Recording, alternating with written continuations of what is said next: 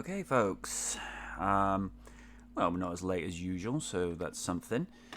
Ooh, just make sure that's not too loud for the future funk. Yeah, we're back after essentially almost 2 weeks. I'm not gonna lie, folks. Last week was not in the best place physically because head colds are not fun. Hey, Sean.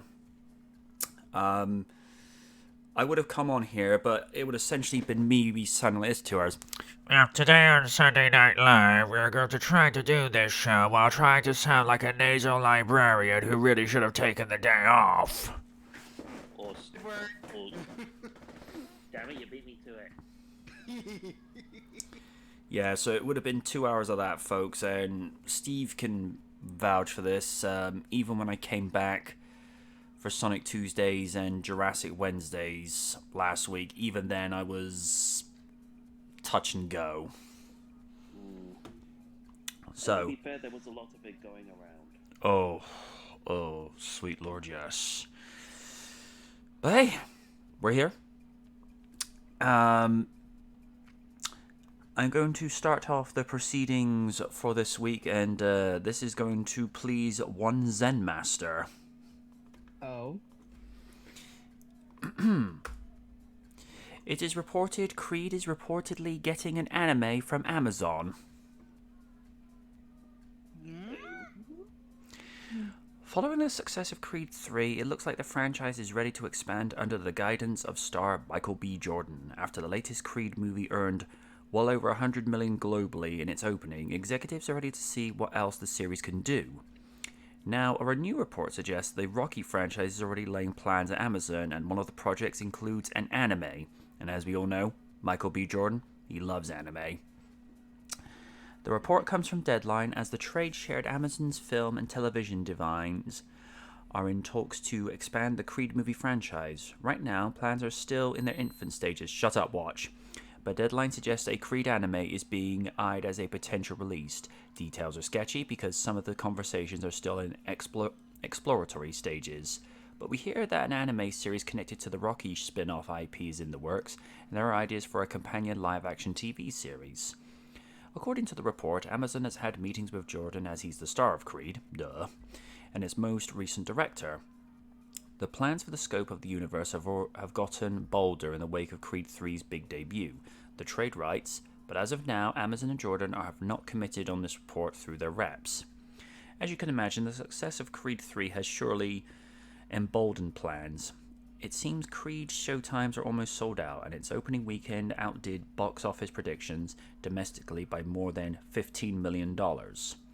Jordan's acting and direction were praised in step with other actors like Jonathan Majors, and of course, the press tour for Creed 3 was filled with some anime questions. During the Creed's movie run-up, all eyes were on Jordan as the actor spoke at length about how anime laid a foundation for his vision, from Dragon Ball Z to Naruto Shippuden? I hope that's right. Shippuden, thank you. And Hajime no Ippo, some of Shonen's top series helped Jordan ground for his plan for Creed 3.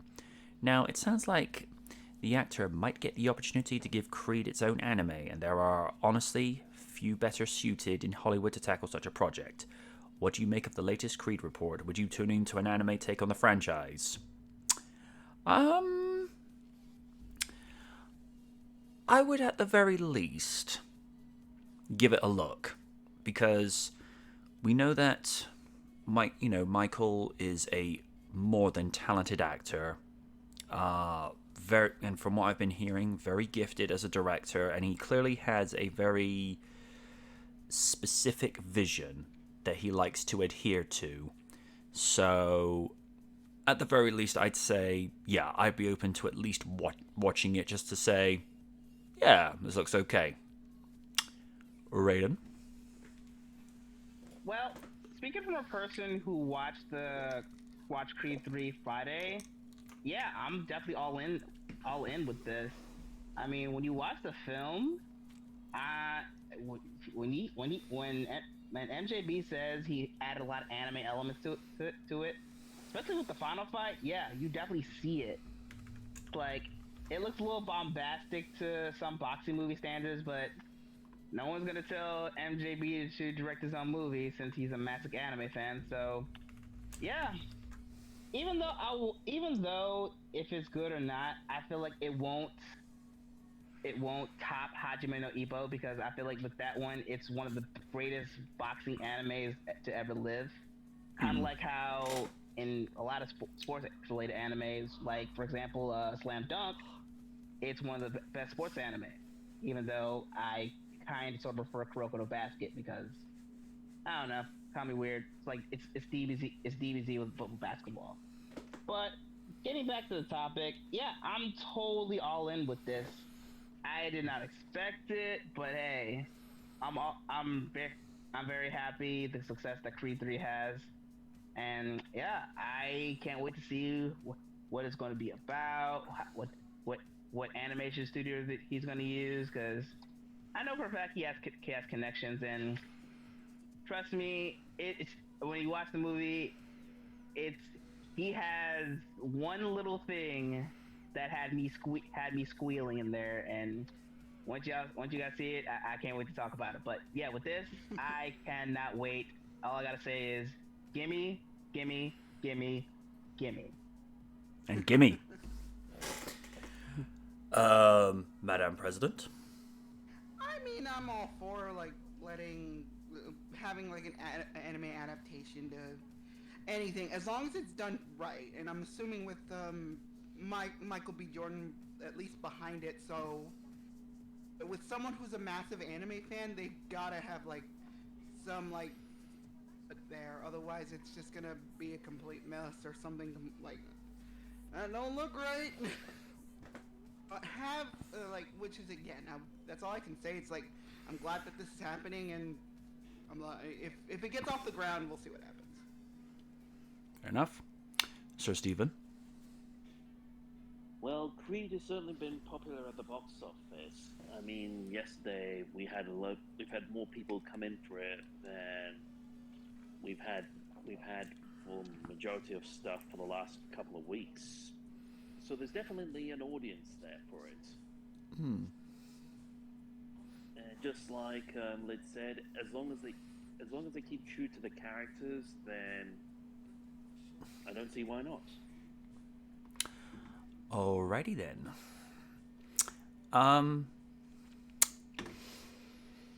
That's actually a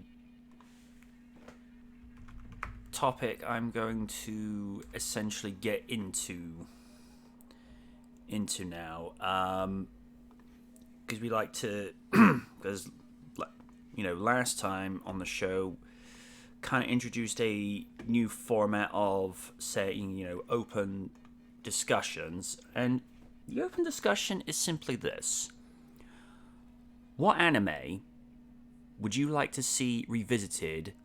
Should it be a continuation or a fresh start? So Stephen, what anime would you like to see given, a second look? And again, would you like it to see it continue from where it left off, or would you like to see it go right back to the beginning? Are we talking about specific any sort of anime? Any anime that is close to your heart, or one that should at least be given a second chance where it may not have been so great first time around. I mean, it's up to you. Yeah, for me, I'd want to see a second season of Treze. I did actually see the first season, bits of the first season of that. That was actually very thought-provoking. Mm-hmm. Mainly because I love the deep dives it does into kind of like Filipino mythology, which is not something you see much in terms of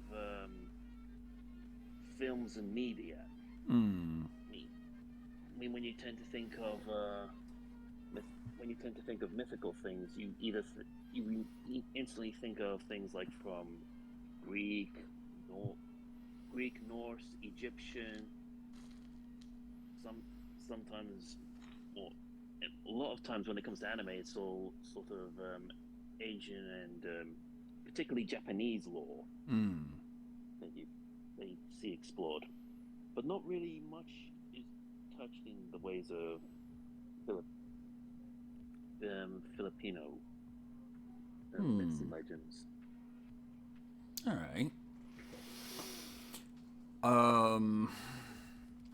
Cyber Raiden. Same questions to you.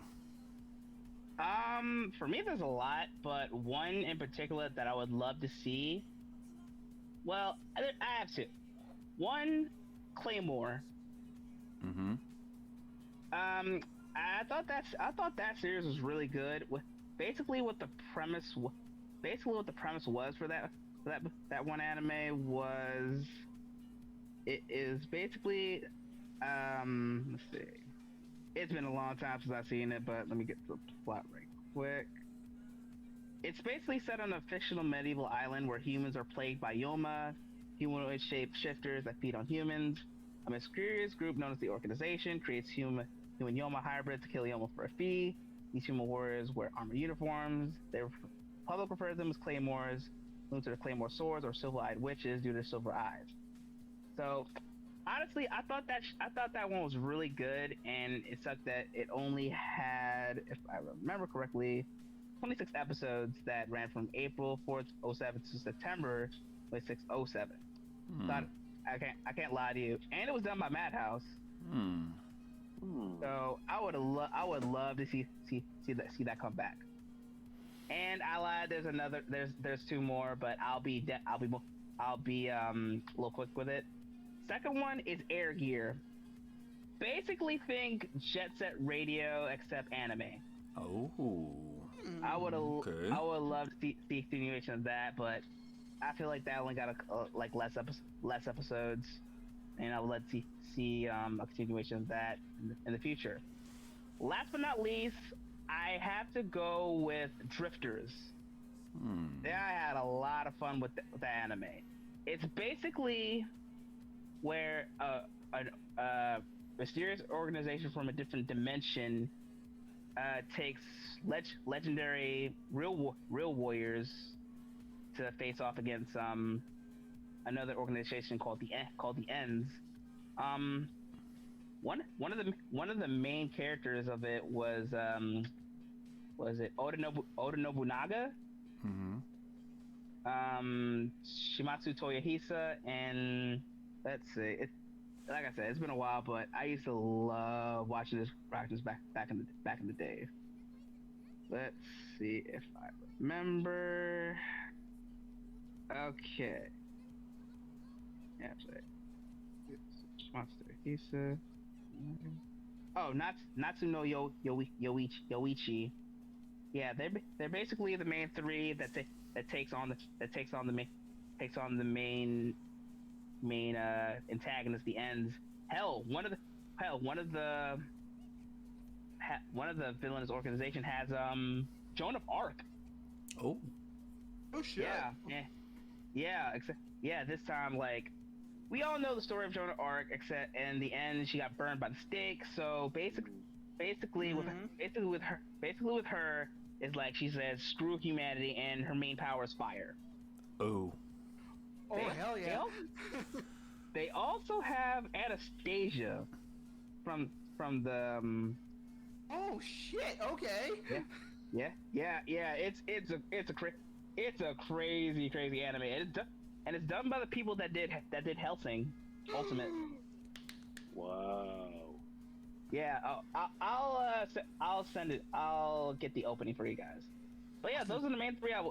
Those are the main three I would love to see get made again, because I feel like when you get an anime that has beautiful animation, you already know it ain't lasting for another season. Also, I can't stress this enough. First things first, rest in peace to the creator of Berserk. But for me, I would love to get another Berserk anime. I know creators, all that, but I would love to see good story and end well. That's all I want. because such a tragic story. You just want to see him get to the end. So yeah, those are mine. I'll try and keep mine brief but concise. I'd love to see another take with the Blood the Last Vampire franchise, but do something similar to what they did with Blood Plus from 2006, where it's more of an episodic kind of format where we see Saya trying to live a life as a normal girl, and Kari Walgreen played Saya and Diva to perfection, because even though Saya, is a vampire queen or a chiropteran queen, which, if you know the original Blood the Last Vampire anime movie, there's two types of vampires. There's the chiropterans, which are basically vampire shapeshifters, and then there's Saya, who's the last original vampire. And I love the fact that, she's just a normal girl, except that, she's basically a superhero. Whenever Haji would, essentially wake up her true form. But I like to see something revisited like that. This one may be a little bit controversial to Slayers fans, but I would like to see a different take on Slayers, where it's kind of done in the vein of Buffy the Vampire Slayer and Batman Begins, where there's humor, but it's played out a little bit more seriously. So there would be a darker tone. And also, I'd like to see an origin story for Lena Inverse, because all we know, based on brief recantings, is Lena basically went on the run traveling because she decided to project an illuminated image of her big sister Luna bathing before the whole town. Oh. And it's the very reason, and for those that have seen Slayers try, there's just a letter from Philia to Lena, and it just says, "Just shut up and do it," signed Sis. And No, I think I've seen that clip. yeah, Lena is terrified of Luna. Luna is more powerful than Lena. And keep this in mind, Lena, as a sorceress, has the power of a demigod. So think, she's got the power of Shazam, and Luna is more powerful than her. The only difference is Luna has a part-time job as a cafe waitress. Yeah, just go with that a minute. So I'd like to sort of see... You still have the Slayers camaraderie, but you take it down from that fourth wall breaking comedy series. You'd still have Zelgadis being the eternal lovable grouch. You still have Amelia having her eternal optimism and love of justice, and you have Gary being, a strong, skilled swordsman, but with brains for yogurt. No, seriously, he actually offered Lena a taste once, because he actually lifted his hair and says, "Want a taste?" And she's like, "No, I don't."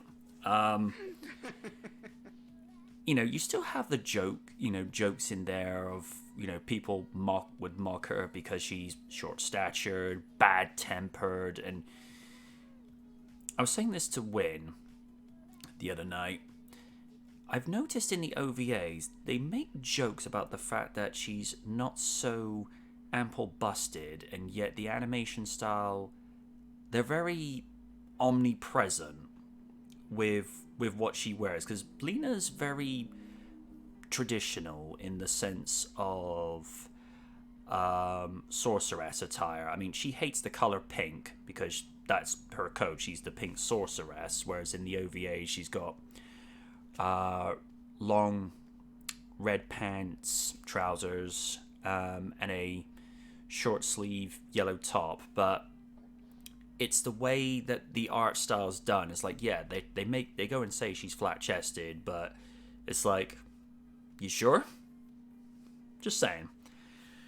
Because even Crispin Freeman and Cynthia Martinez were sort of joking about this in the actors' commentary. And Slayer's Premium, it's basically what would happen if you had the writing style of the TV series but in the OVAs, because, just a little quick backstory, you have the TV series that was done by, I think it was done by TV Tokyo back in the mid to late 90s.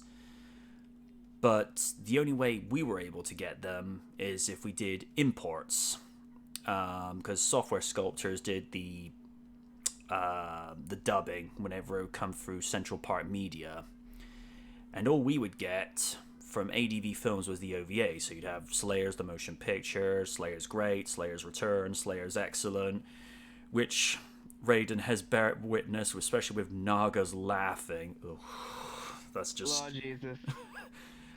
You never saw Slayer's Book of Spells, where there's this one scene in the town square where Old summons 10 clones of her.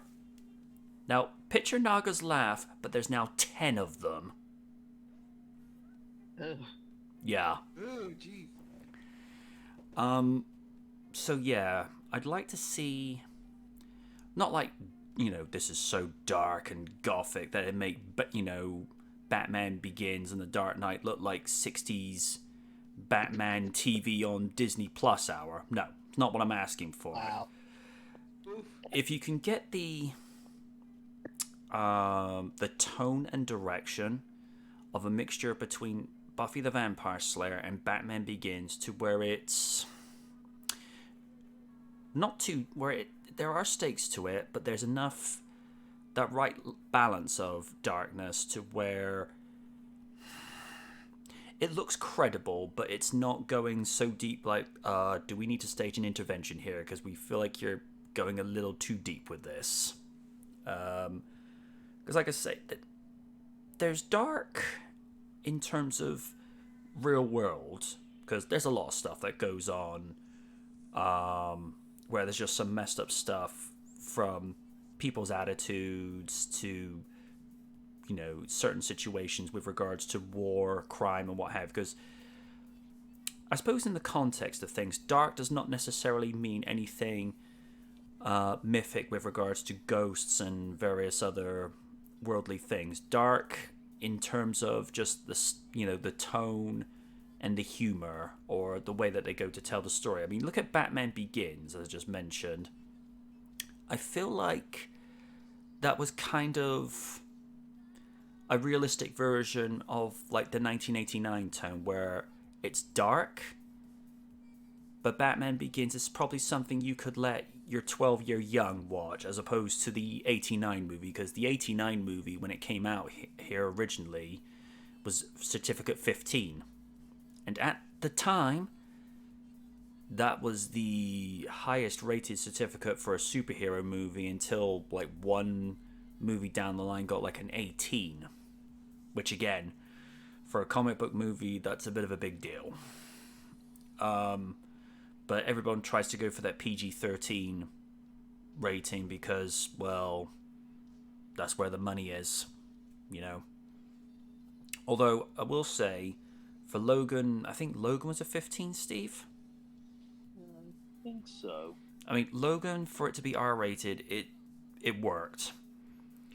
It was not necessarily, trying to be purposely R-rated just for unnecessary swearing and gratuitous nudity shots and what have you, but it was just the tone and the direction for the story that you're telling with regards to Logan, you needed to be able to take the cuffs off of him. Because the problem is when you tell some stories in a PG-13 setting, it's going to feel contrived and restricted. I mean, imagine walking up to, let's just say for the sake of discussion, Raiden is given the keys to do a anime feature-length movie of Blade. He can have whatever writing. He's getting the animation style that they did for this one particular segment of Batman Gotham Knight, where it's really visually pleasing anime. But he's then told, "Oh, by the way, you got to make this kid ready." To be like, "Oh no, hell no, we don't." Like, no. Right. That'd be like, if someone turned around to Liz and say, "Okay, you can do whatever you want with Sailor Moon, but you've got to make it G-rated." Okay? Like, no. Because, alright, Sailor Moon's not necessarily R-rated, but I don't know if I would have Sailor Moon as something for, like, 7 to 8 year olds. You know? It's just, no. So that's what I would like to see done with Slayers, where we meet Lena just as she's starting to become aware of the gifts that she has as a sorceress, and you have an event happen that leads her down this path, and eventually she meets up with Gowry, then meets up with Zell, meets up with Amelia, and folks, I think most of us can say this, have a proper team up with the two different Slayer continuities where Naga is brought in and not Nama. Seriously, none of us were pleased when it was supposed to be like, oh, this is Naga brought in. It's like, you're having her as a living suit of armor, and she's called Nama because they're that afraid just to say Naga.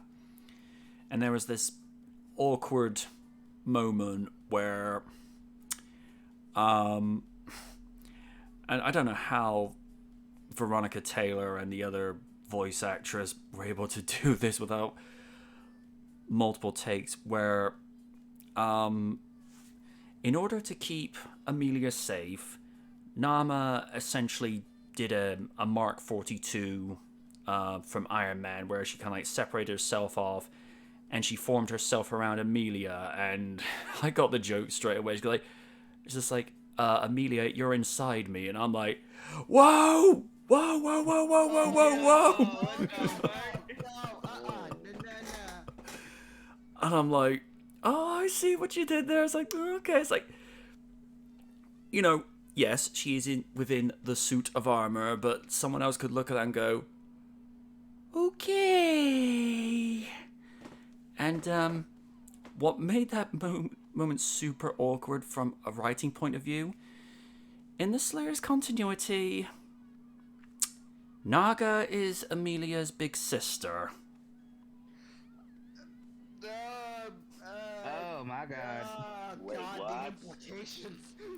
Now, what makes this moment innocent, and I will stress this, Naga has amnesia from being turned into a suit of armor because she didn't know what exactly happened to her, and Amelia didn't recognize the voice because for whatever reason they weren't able to get Kelly Madison back, and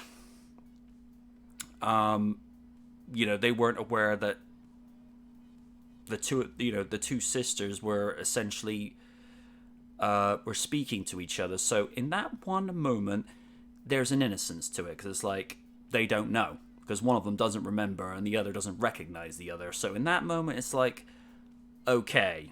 But from the writing perspective, I'm like, I saw what you did there. Whereas I'm amazed from because I think Slayer's Revolution and Evolution R were given a 12 rating, and I'm amazed they got away with that joke. Because anyone else, like, really? Because I think that's a little bit risque. But, you know, is what it is. The other thing I would probably do is probably tone down certain aspects of the humor like that. Make it more like where it's more tongue-in-cheek, where you kind of have to read between the lines, go, oh, that's clever. That's clever. Basically, you know, the sort of humor that Wynn would come out with on occasion, to where you can see what she's doing, but it's more of a, oh, you're doing it in a sweet way. Okay. We'll let you off. That's sweet. And for those who know, folks, you know, Wynn is kind of like what would happen if you sort of combined Lena and Amelia's humor. Lena is snarky, but Amelia's got that sweetness to her. But don't piss her off, because you don't want to see an angry Wynn. She goes to places. Yeah, she does. I can attest to this. Especially in D&D sessions. Yes. Oh dear. Seriously, she angry Wynn would be what happened if you take her voice and combine it with Tails.exe. No. So basically, you get her being Amy Rose trying to be Ms. Nagatoro. Okay. Yes. No.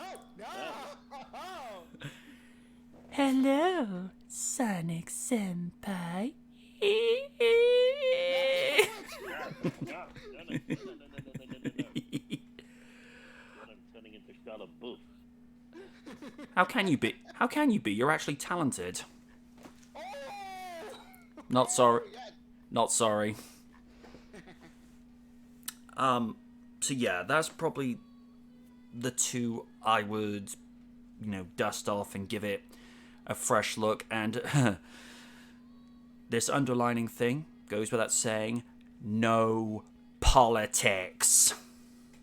No politics whatsoever. I mean, have thought-provoking ideas, not a problem, but do it where my... Alright.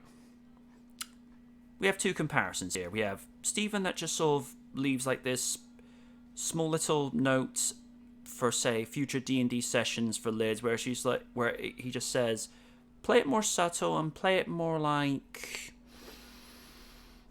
you're thinking about it, but you're not trying to be too heavy-handed with it. So where it's more like, it's a small thought at the back of your head that just sort of, it's just offering advice, where it'd be like only like, can we do pizza?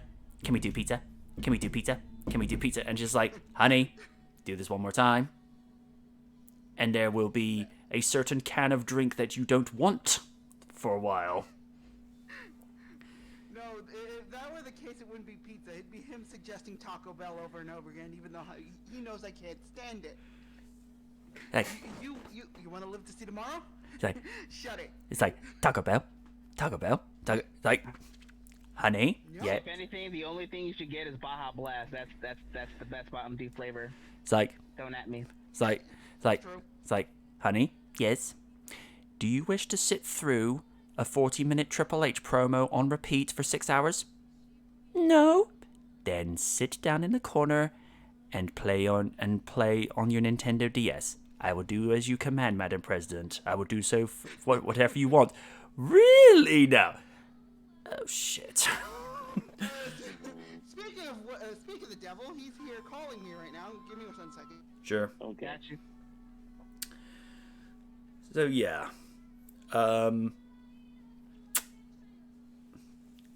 Yeah.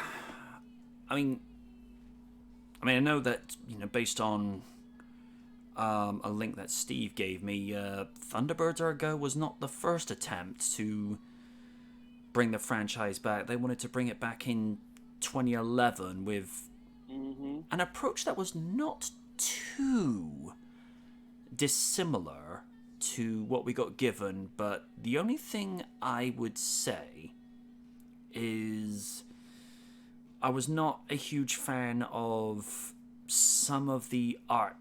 It's not the art style that I had a problem with, it's just the actual look of some of the craft. I think what they did for 2015, where it was new but familiar, to where the craft are still very recognizable to what had gone before. I think the only one that was probably as close to looking like the original as possible was the mole.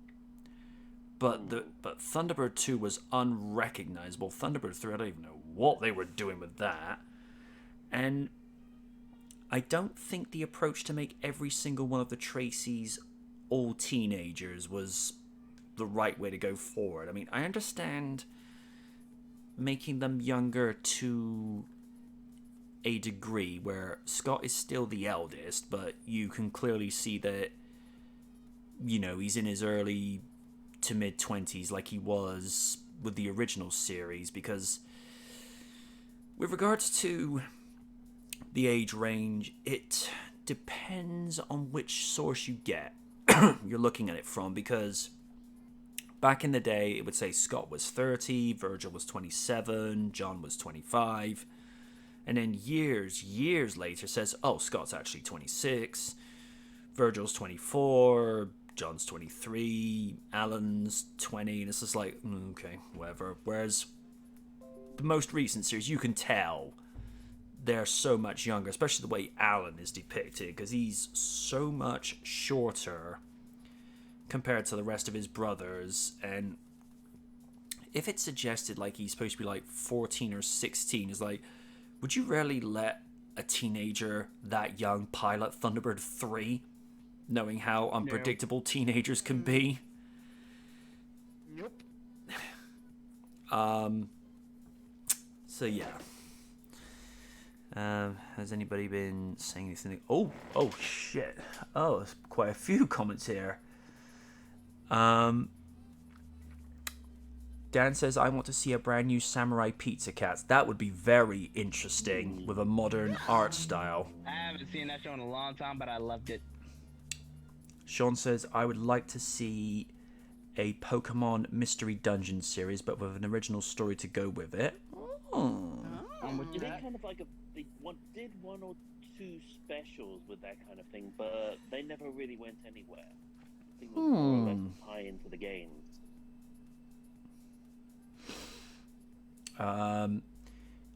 He goes on to say, they just need to make sure they give us the manly tears at the end. Okay. Dan says, this might be unrelated, but I also want an anime adaptation of the My Hero Academia spin-off, My Hero Academia Vigilantes, and an All Might original spin-off series. Okay. I'd also like a new Astro Boy series that combines the best of the original 60s, 80s, and 2000s series with a dash of the 2009 movie. That would be apropos considering Astro Boy is the first anime. Dan says, by the way, MJ, I'm now just realizing that the character Risky Boots is basically the Shantae series equivalent of Naga. Oh, good lord. Risky. Oh, Shantae, yeah. And as most people know, folks, this is the weirdest thing about Naga.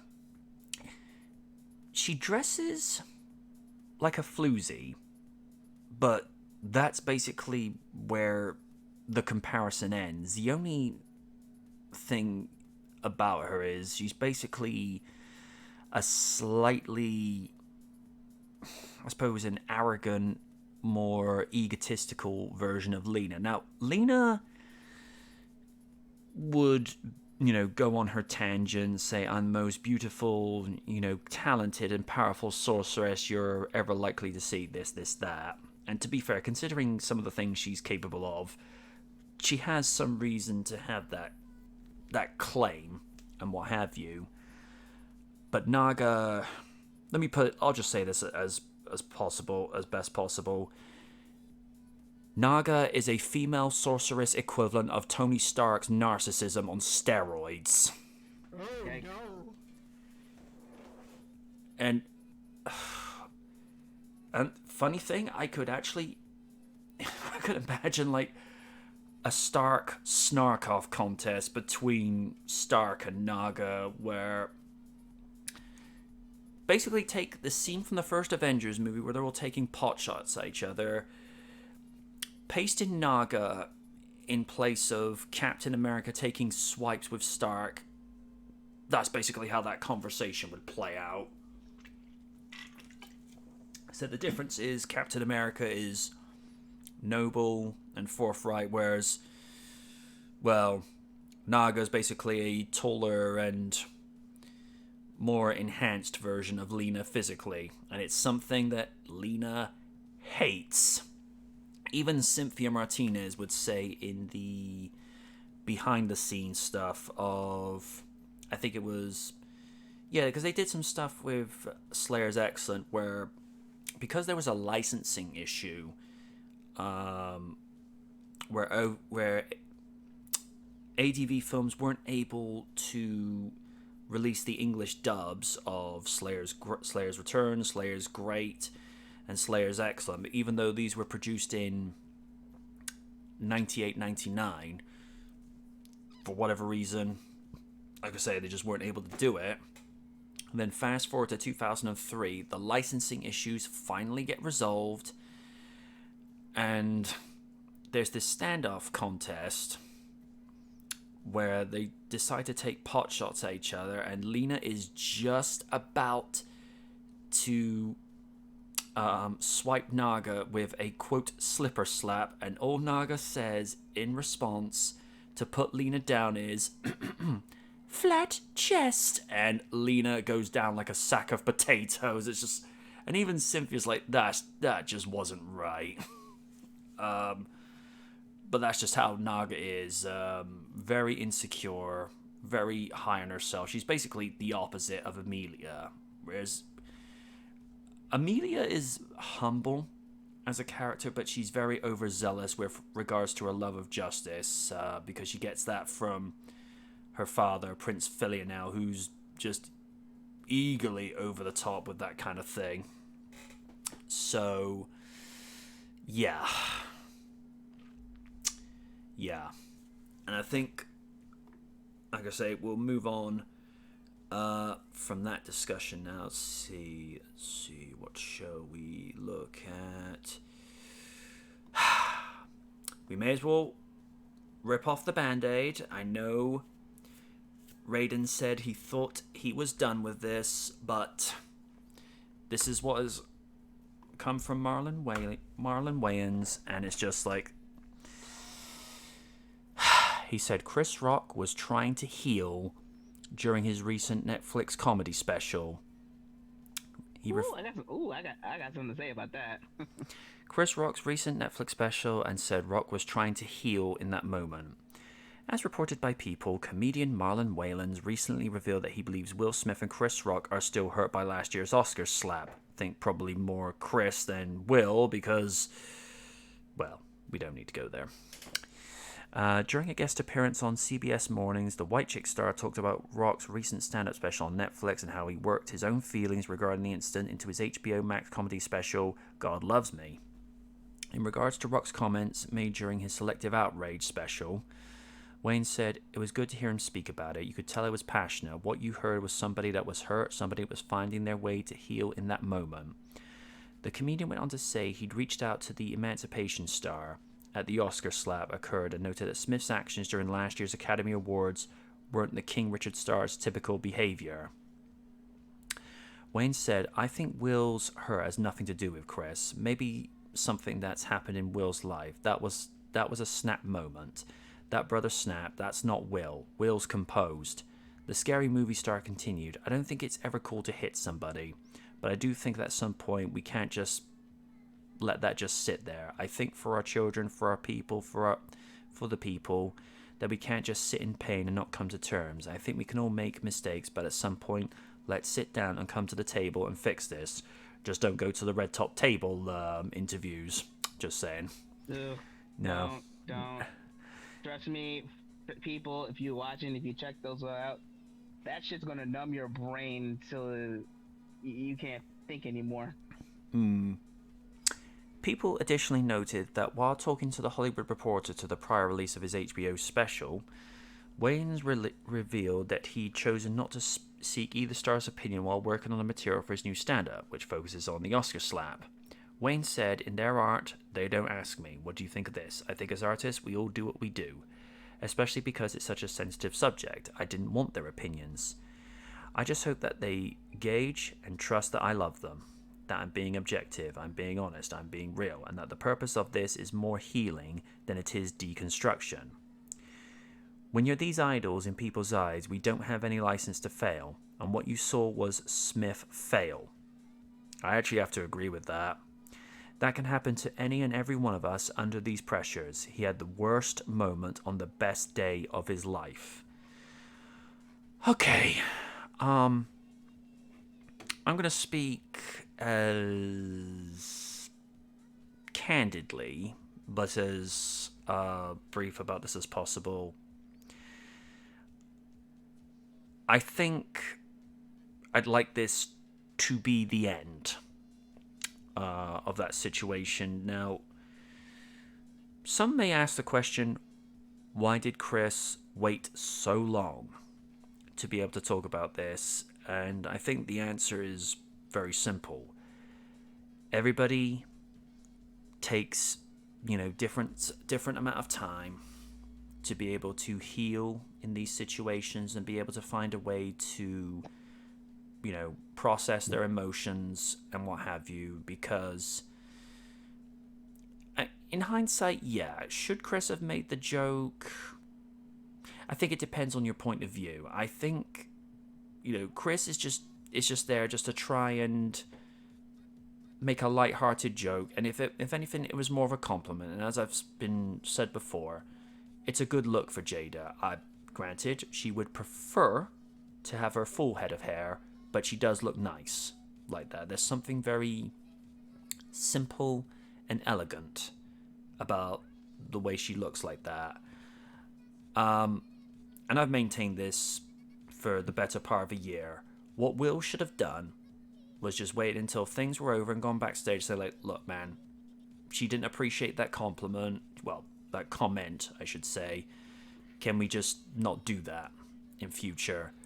But the fact that he chose to go up on stage and slap Chris unprovoked in front of a worldwide television audience, I might add too, that was just so unprofessional. And it's as we reported on episode 174, Chris Rock came out of that the better man, because he was composed and he was professional and got the show rolling again. That's major style points. Some people say, he didn't need to make a Netflix special out of it. It's like, the man had to get this out of his system. And, a representative close to Will Smith said he's hurt and embarrassed. And to that I say, how do you think Chris Rock felt a year ago? He was the host and he had to look professional, and you embarrassed him.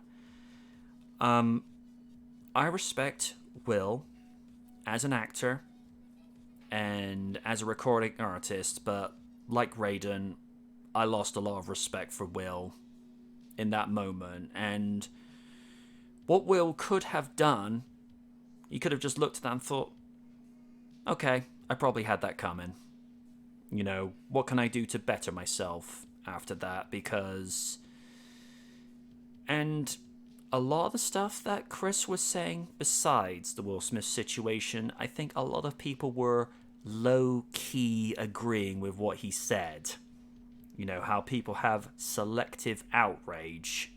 I'm not going to say specifically on what subjects, but I think a lot of people are like privately nodding, going like, yeah, I actually agree with this. I've yet to sit down and watch the whole thing, but the highlights, I was watching, the highlights from Ben Shapiro's show. Ben was losing it.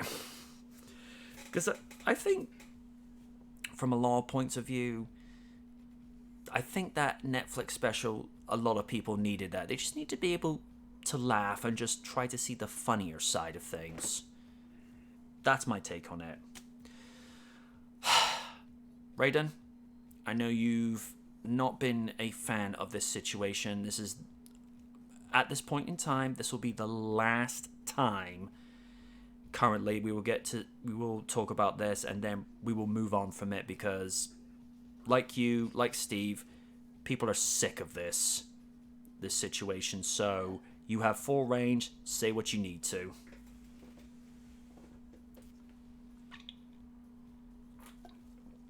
Raiden, Where do I begin? Oh boy. get the popcorn, folks. This is going to be great. Do you guys have any idea, after hearing about that special, how many of my black brothers and sisters still vilify Chris on what happened a year ago? Wait, Also, for real? Having, yes, Ugh. Facebook, a little bit Twitter. Also, because of a one thing that Chris gave an N-word pass to some white people. Oh wow! I never thought our race could hold so much grudges. So, are we going to ignore the fact that a once respected actor in Will Smith acted on impulse to do what he did last year? And Marlon's right. But Will, he knew, would have never did this. But ever since that stupid entanglement that should have never been spoke about on that table talk, I saw the hurt in Will's eyes. Mm-hmm. That broke him. That mentally broke him. And Chris said what he said, whatever. He may not be the one who came up with the joke, but it is what it is. He's a comedian. Comedians get shit on every time, but they still do it. That's their job. I just find it so funny that it's just people want to defend Will, like, that's right, Will, defend your wife. No, you were very vocal about that last year. Yeah. That's when I was like, we truly devolved as a race. And then we get the Netflix special. Let me just say, bravo, Chris. Mm-hmm. Bravo for finally getting it out like that. It may sound harsh to people, but you got it out, and that's what mattered. And I don't give a rat's ass of what was like, oh, I'm hurt and embarrassed. Like, maybe you should have did what you did at the Oscars. Yeah, think about that.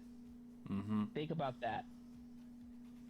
I ain't got nothing nice to say about JD either, but I'm just gonna say I ain't got nothing nice to say, so I ain't gonna say anything at all. Okay. Let this be a lesson for someone who emasculated you on national TV. Mm. And a comedian. You hit a comedian. Do you not know what vitriol and all that buildup will come to that? I'm happy. I'm happy that Chris finally got all of that out, because he's absolutely right. Everyone called Will weak. Radio host. Everyone. Let that be a lesson for acting like a complete and utter jackass last year. You're still feeling the remnants of that. No matter what movie you do, no matter what series you do. By the way, I saw a little bit of Bel Air season 2. It's really good. Oh. And let me just say, slight-ish. Hillary and Jez. Wow. That's all I'll say. That's all I'll say. But yeah, Chris got it out. He finally got it out. And I truly hope we can finally move on from this, but y'all know social media loves to just drag things in the mud for years, but it is what it is. Well, I may have lost respect to you as a person, but I truly hope, listening to that, no matter how it hurt you, you knew it was the truth, and the truth hurts. Remember that. Yeah. And maybe, just maybe, you can find true happiness. And I close the case on this thing forever. Yeah, because I mean, even Double Toasted were getting tired of it when Will posted like a second apology video where Corey said something to the effect of, "This looks like a production," you know, where he's got the lighting, the camera set up. I'm a little 50-50 with that. On the one hand, yeah, I agree with the point of view he's making. The only thing I would say, how to word this, I suppose the presentation of it is important because you want it, you know, the presentation of it to be clear and with clarity. That's the only thing I can say from a production standpoint. But Will could have easily just, you know, done a video from his smartphone, just post it on Instagram and say, "I screwed up. I have no prepared statement. I shouldn't have done what I did. And I hope at some stage we can move forward." If he had done that, people would be like, okay, you know, it's not something that's prepared. It's just, it's there. It is what it is. But as Raiden said, it's social media. You'll get some, not all, some people that will say, well, no, Chris was in the wrong for doing this. Like, a man got humiliated on stage for doing his job, being a comedian, because that's what comedians do. They like to, you know, they go to roast people in an affectionate way, not malicious, because I do not believe for 1 second that Chris meant the G.I. Jane comment with malicious intent. It was meant to be more of as an affectionate thing. That's how I see it. You know, I could be wrong, and it wouldn't be the first time either. But yeah, even this time last year, I was surprised at what Will did. I'm like, if this was the Will Smith from the Fresh Prince days, he would have taken him to one side and go, "What are you doing?" It's like, seriously, what are you doing? This ain't you. Heck, even James Avery would have had an Uncle Phil moment and probably would have backhanded him. And James Avery, whether he was Philip Banks or just James Avery, that man was no nonsense. Yep. If he went into shredder mode, it'd be like, okay, now you've screwed up. Although many would. Or don't mess with him when he gets Lucille. Ooh. Or that one exaggerated recanting when they were having the episode about the pool house air conditioning, where he's depicted as this with this evil demonic laugh, and where people go, he's actually scarier as Uncle Phil. Or like that one episode where he's thinking of how to punish Will's, like 3 years later, Book of Medieval Tortures. Mm-hmm. Oh boy. I don't know. Madam President, what do you make of the situation regarding the Netflix special? Do you think it was right for Chris to finally vent this out of his system? And like us, do you think Will is not really in the right to say he's hurt and embarrassed? Okay, this is gonna sound really dumb of me to say, but it's not technically Will's fault. I mean, he slapped Chris, but here's the problem. He did it because he's so fucking henpecked by you-know-who. I'm sorry it's wrong of me to say that the woman is the problem here, but you do realize how much bad history Jada has, because especially after we find out, oh, by the way, I cheated on Will with another dude, and he's okay with it. Ooh. And that sounds like a load of shit.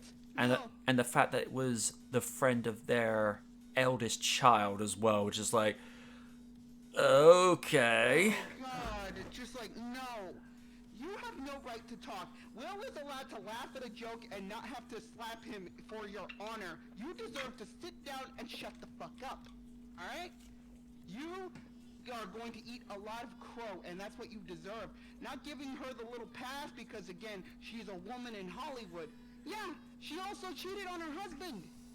She doesn't deserve that kind of right. I'm sorry. It makes me sound like I'm an anti-feminist, which I'm not. I'm not. I believe in equal rights for women, but men and women. But here's the problem. Will's getting the hate, but it is getting the hate too, which is admirably deserved. She deserves to get a little bit of pushback too, because yeah, she's not innocent in this. Chris Rock didn't make that joke because he was being malicious. He was making a joke because he's a comedian. Mm-hmm. It's not because he was being malicious. That's what I have the problem with here. Just like again, Will deserves some of this pushback, but so does Jada.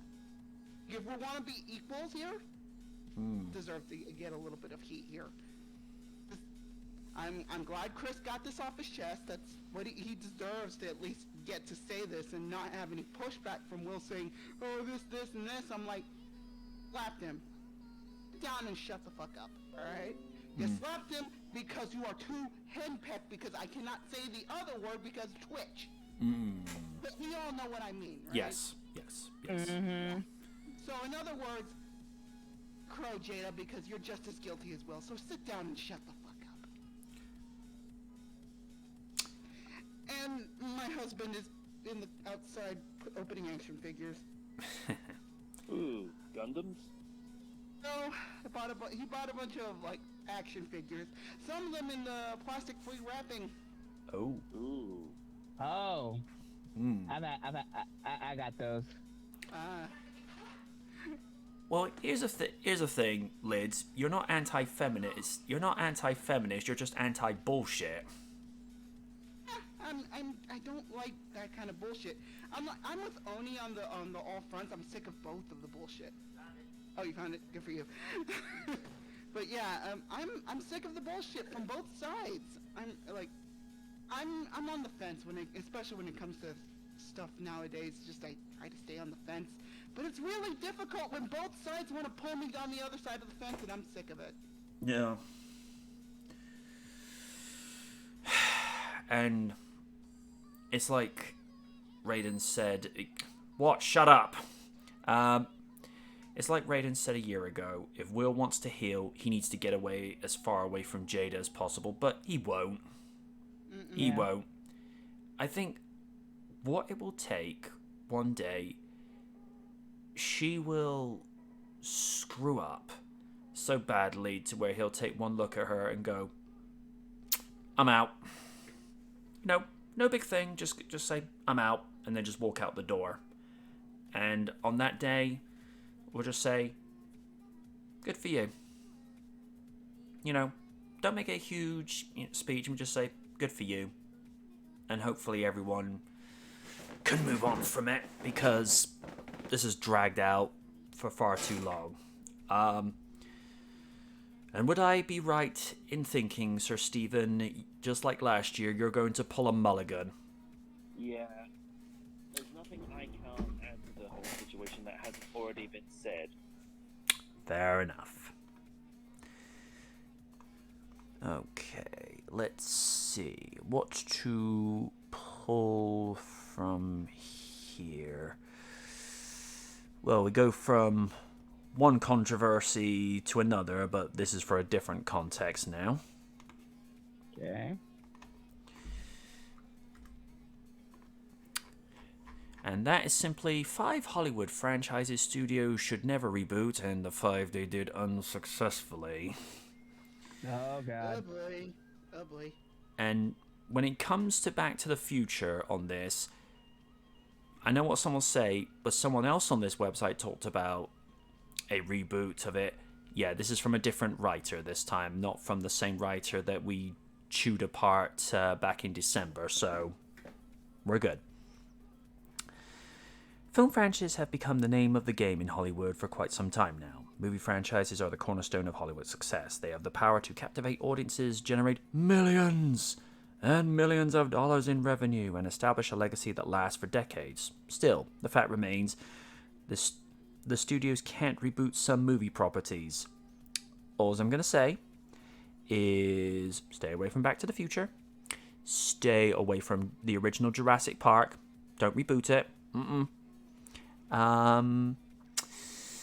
And yeah, just stay away from some that, you know, don't piss off the fans. That'd be like if someone went up and said, "Oh, I'm going to reboot Fist of the North Star." Raiden's like, sharpening his sword. "Careful what you say next. We're going to make it all comedic." Bruh, get out the door. That'd be like someone come and say, "Oh, we're going to reboot Sailor Moon, but make it like Velma." "Oh, no, the hell you don't!" Oh my god. No. Get him a chainsaw, boys. I would be intrigued at the very least to have, say, the art style from Velma and nothing more. And the art style's still pretty bad. I'm sorry, it is. No, what I'm saying is the art style is the only redeeming thing about Velma. And to be fair, even then, it's still a little mediocre at best. Yeah. I'm sorry. Yeah. I don't know. The fact that you got animators to do all this just animate how just unlikable Mindy Kaling Velma is. Yeah, I don't know about that. Some films have become timeless classics that the mere thought of pitching a remake sounds like blasphemy. Again, Back to the Future. Don't touch it. Modern times are always calling for a reinterpretation of some stories, don't we know? But many of these films are better left untouched, as any attempt to recreate them would be a disservice to their legacy. We have seen this trend take off with incredibly mixed results, especially when it comes to Disney and their lukewarm live-action remakes. Don't even get us started. The only one that I've heard that was very good as a live-action remake was Cinderella. Yeah, man, I thought it was pretty decent. And I enjoyed The Jungle Book. I mean, I know some people have their own opinions about it, but I enjoyed it for what it was. The Lion King, ugh. No. Nah, less said about that, the better. Beyonce as Nala. Really? Angela Bassett would have been a better choice. Bro. By the way, even her at 60, how you doing? Many of these films are dead on arrival because the new interpretation drifts away too much of the original. Social media also plays a significant role. Oh, good lord. With fans being able to voice their disdain in real time and creatives not being open to feedback. Yeah, don't we know? At least with Paramount, at least they listen to criticism. That's why we got the Sonic movie that we got. With that being said, these are 5 film franchises Hollywood should never dare to reboot. The Godfather. No. Oh dear. Yeah, don't touch that. Absolutely not. Even though I did hear Godfather Part 3 wasn't too good. Mario Puzo, it should be noted, this is also the same man that wrote the original draft for 1978 Superman. So this is the writing caliber that we're getting here. And Francis Ford Coppola, who did Dracula in 92, made magic with The Godfather. The franchise's first film was released in 72 and collected accolades from everyone, including the Academy Award, which awarded the film with 3 Oscars: Best Actor, Best Script, and Best Picture. But then again, you get Marlon Brando, so, you know. This cinematic masterpiece set the standard for gangster films worldwide and is often ranked as the best movie in the world by many critics and organizations. The Godfather franchise is a complete story that doesn't need to be retold or updated. The sequels are equally impressive. Well, from what we've heard, the third one, yeah. The second installment being the first sequel to win an Academy Award for Best Picture. Interesting. The films, as conceived in their time frame, are a product of their time. Trying to replicate them in today's era would be futile, but also an insult to the original performances by Golden Age talents such as Marlon Brando, Al Pacino, Robert Duvall, and James Caan. The original cast and crew left a legacy that has to be respected. Jaws. Yeah, please don't touch Jaws. Many define Jaws as the original blockbuster and a classic horror film that redefined the genre. The movie, directed by Spielberg, was released in 1975 and became a cultural phenomenon and the first film to bank $100 million in a single theatrical run. Keeping in mind how $100 million probably would have been more so back then, whereas $100 million today's like not so quick. The success of Jaws led to 3 sequels. but none of them match the original's impact. I've heard the less we say about Jaws 3, the better. Each film in the franchise was increasingly silly, with practical effect of the predatory shark becoming a caricature of its former self, which is probably why they made the joke for Back to the Future Part 2, shark still looks fake. Rebooting Jaws today would be a mistake, as it would fail to capture the magic that made the original such a success. Plus, Jaws sparked so many copycats that a modern retelling of the story would be lost in the sea of never-ending shark movies being released yearly. Jaws is the perfect example, showcasing how unnecessary sequels can ruin a franchise. Yeah, the original film should be left alone as a testament to its brilliance and the challenge it posed to Spielberg and its team in the year it was made. The only one I feel like that came close to being a modern day Jaws was Deep Blue Sea, because that was actually a decent movie. And of course, the less we say about Sharknado, the better. I think the most modern update kind of Jaws type movie is The Meg. Oh yeah. Well, I heard that's getting a sequel. Yep. I just like the way Jason Statham's character goes, "It's a megalodon," because for those not in the know, a megalodon is a prehistoric shark that most believe went extinct during the time of the dinosaurs, but go on. More or less, it was around the same time as the earliest human ancestors. Ah. Apparently, it was mostly the Ice Age that caused the decline of the megalodon, according to most scientists. Okay. But there have been some reports where, these tracking beacons that were attached to these great whites in the South Pacific Ocean suddenly end up out in the ocean after it got supposedly eaten by something else, and they're suggesting it might be a megalodon, but nothing's ever been able to be proven further. So at this point, all we have is pure speculation. Number 8, Dirty Harry. Oh, sweet lord, you could not do that movie today. No. Yeah, you cannot. Especially with some of the how do I say this? Unflattering comments that Dirty Harry would make about certain communities. Oh no. Even Razorfist is like, look, I love Dirty Harry, but you can't say this today. Good lord, no. And Razorfist is normally, very off the cuff and doesn't give a damn, and he's just like, wow, you actually said that? Wow. Dirty Harry is a classic cop movie that established Eastwood as an action star. The movie was released in '71 and spawned 4 sequels. However, each and every sequel failed to capture the original film's magic and was met with mixed reaction from fans. Rebooting Dirty Harry would be a mistake, as it would fail to capture the essence of the original film. There's also the fact that the character of Harry Callahan is very much a product of his time, and trying to replicate him in today's era would be only possible considering modern sensibilities. Something that would dilute the character into something it's not.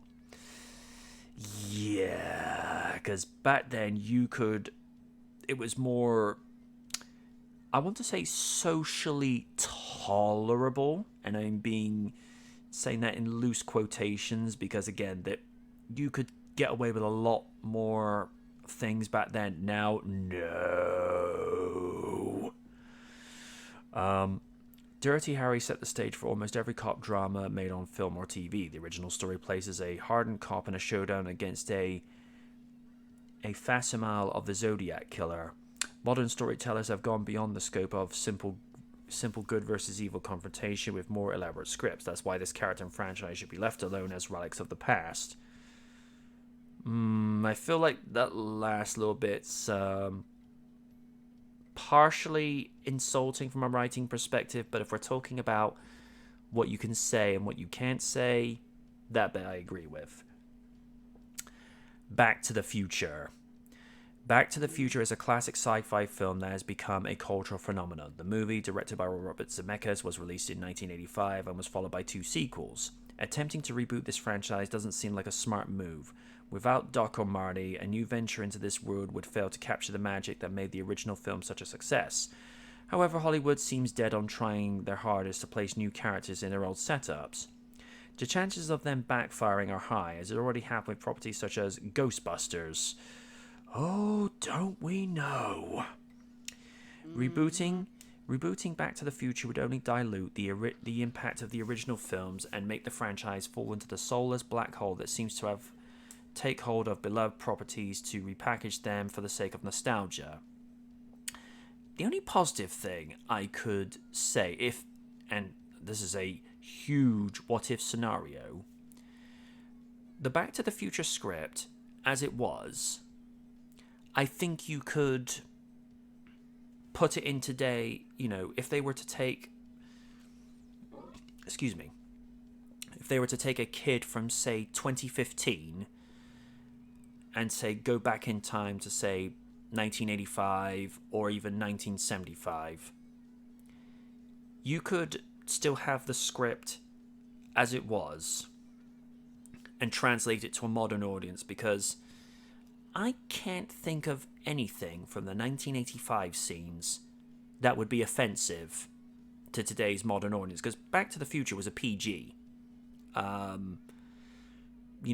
think that's why there's still an innocence with the story, because Back to the Future was something you could let your kids watch. There'd be certain subtle wink-wink moments that the adults would pick up on, but if you're like 8, it would fly over your head, whereas much later, when you see certain things like, at the time, be like, Mommy, why are you blushing at the fact that girl grabbed Marty's knees? And then you whisper it to them when they're older. It's because that's his mother in the past. It's that awkward moment, but kids don't perceive things the way adults do. So in that moment, there's an innocence and a naivete to it. People say, well, you can't have them say the stuff they were doing in the 50s. Here's the thing. You can say that in the 50s because chronologically, that's era authentic and accurate, because you could say stuff that they were saying in the 50s. Now, no. That's why I always make the point of saying, when Luce makes the comment about Goldie Wilson being mayor, a mayor like you, that'll be the day. Yeah, in the 55, you can say that. Today, absolutely not. Because, 1, socially unacceptable and it's racist. But in the context of 55, it's socially acceptable. I don't agree with it, but it was socially acceptable. But as to who you could get as Doc, the only one that would come close, and I've been adamant about this in the last 8 years, the only one who would come close to being a modern day version of Doc Brown is Willem Dafoe, and what scares me is that he would enjoy this way too much. Yeah, I can see that too. I mean, basically, take his Green Goblin performance from No Way Home, but now imagine him in Doc Brown attire. And we made fun of this during the 2015 end of year panel. The heart, Marty! First we attack his heart. Plutonium. We need plutonium. Oh my god. As to... Do you know how much I sacrificed, Marty? As for Marty, you would have to find somebody that had the essence of Michael J. Fox's performance, but have it different enough to where it's more of an inspiration, more of an influence rather than a direct copy, because Michael's Marty performance, that is 1 in a million and it's priceless. Because I think for most kids when they were growing up, regardless of what decade you look at, you watch this in, when they look at Michael J. Fox as Marty McFly, they see a little bit of themselves in that character. Someone that is aspiring to be someone better, but it's just trying to be able to have the courage to sort of stand up and get over your insecurities and step forward. That's how I see it. As for what they would get for the car, it would be weird to see a Back to the Future movie without the DeLorean as the iconic time traveling piece. I mean, now we got the train at the end of part 3, but that was like right at the tail end of that movie. Whereas for all 3 movies, it's always been the DeLorean. It would. Steve can sort of understand. It'd be like taking a DeLorean and replacing it with a 3-wheeler trotter van. Okay. Could you imagine, like, Robin Reliant. yeah, I mean, could you imagine replacing a DeLorean with a 3-wheeler van instead? It would look weird. Not to mention you'd more likely crash it. Yeah, Rodney almost did one time when he essentially turbo boosted in one episode that had the cops after him. Oh, actually, I was referring to a Top Gear episode where one of the presenters just kept crashing no matter what he ended up trying to do. Yeah. I think with the Robin Reliant, and I'm only basing this on from what I've seen, it's probably one of those vehicles that probably seemed like a good idea on paper, but in practice, probably not. Make of that what you will. I don't have any angst or grudges against the Robin Reliant or the Reliant Robin, as it's supposed to be officially known as, but it's not something I would go for. Take that however you want to. Number 6, Star Wars. Oh, sweet lord. Too many times, man. I think Star Wars is being wrecked enough by Kathleen Kennedy, thank you. We have our own opinions about that, producer. Star Wars is one of the most successful movie franchises of all time. The films have grossed billions of dollars at the box office and have become a cultural phenomenon. The franchise has a loyal fan base that spans generations, yet it has never had such a divided fandom as it does currently. Since Disney acquired the rights to the property, they have done their best at world building, taking the basis of all existing films with mixed results. The original trilogy is regarded by many as a cultural landmark that set the standard for sci-fi films. Any attempt to reboot or remake the original trilogy would be met with immense resistance from fans. Like there hasn't been enough resistance from the sequel trilogy. The prequel trilogy and the sequels have been met with mixed reactions from fans. Probably more so with the sequels than the prequel, because the prequels have their issues.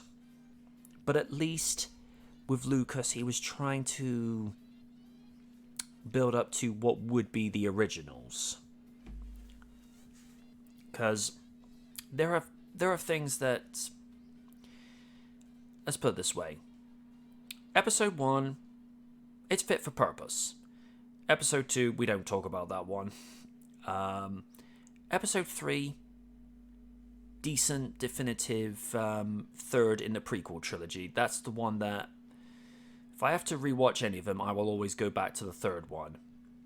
Especially that lightsaber fight between Obi-Wan and Anakin before he makes his transformation to Vader. That is, even from a visual effects perspective, that is a visual spectacle to this day. Mm-hmm.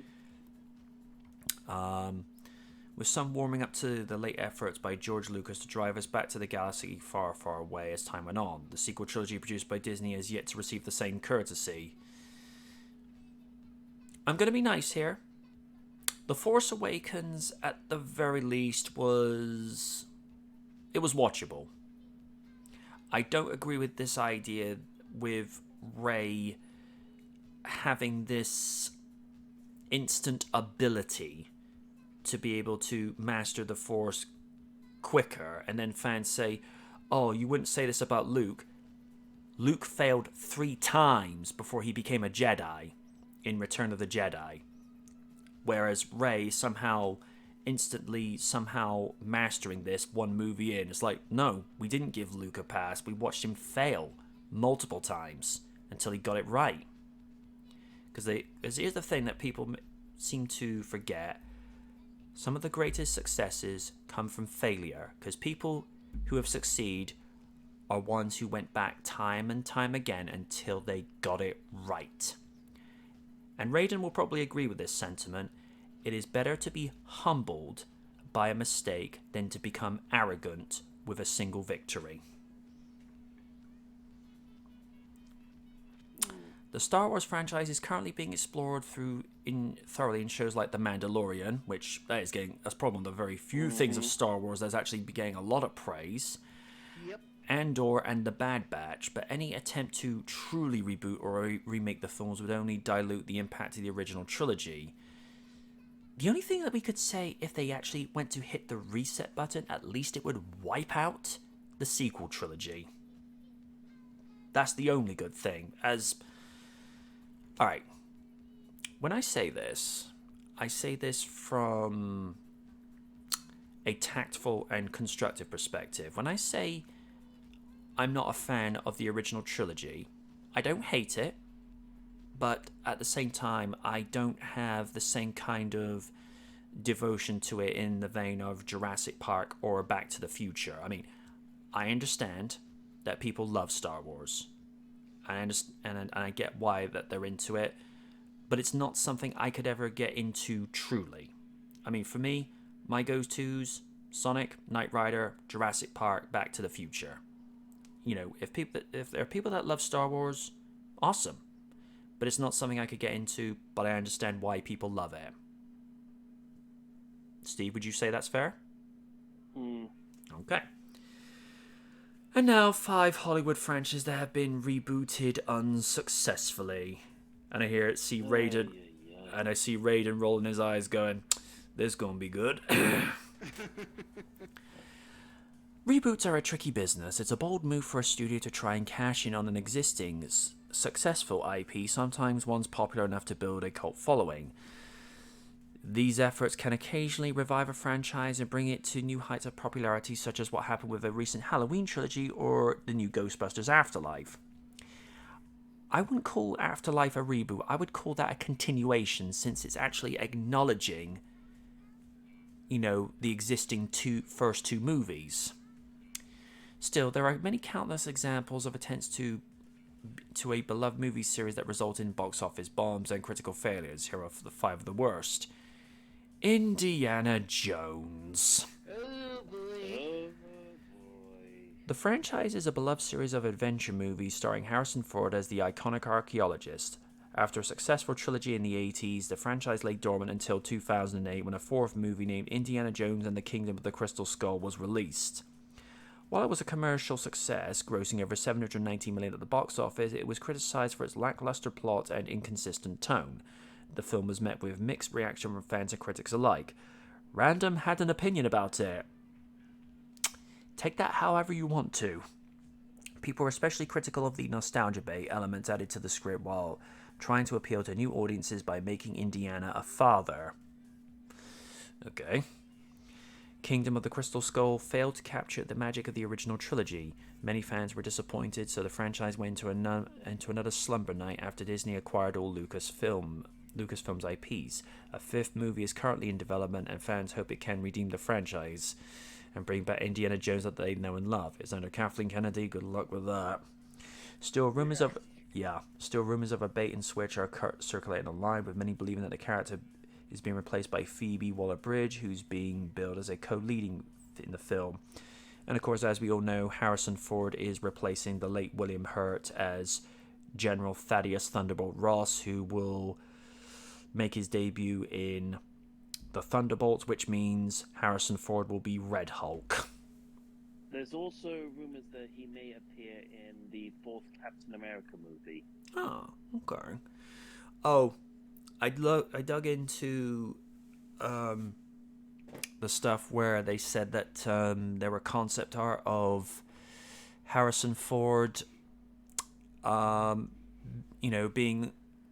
Alan Grant in the original Jurassic Park.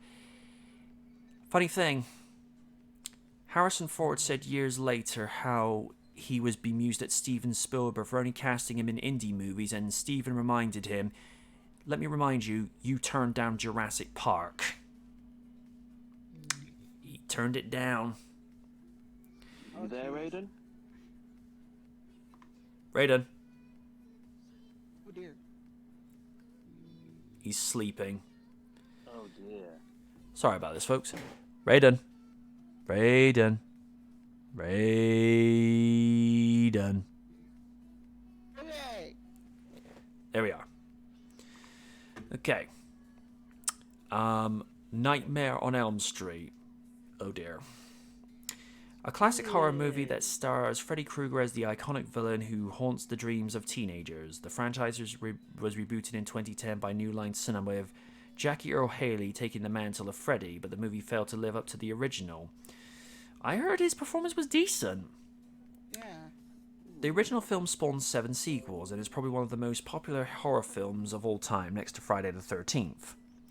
The film was criticized for its poor writing and lack of scares, which doomed it to commercial failure, just grossing over $115 million at the box office. While the movie had a strong cast and impressive special effects, it lacked the suspense and terror of the original film.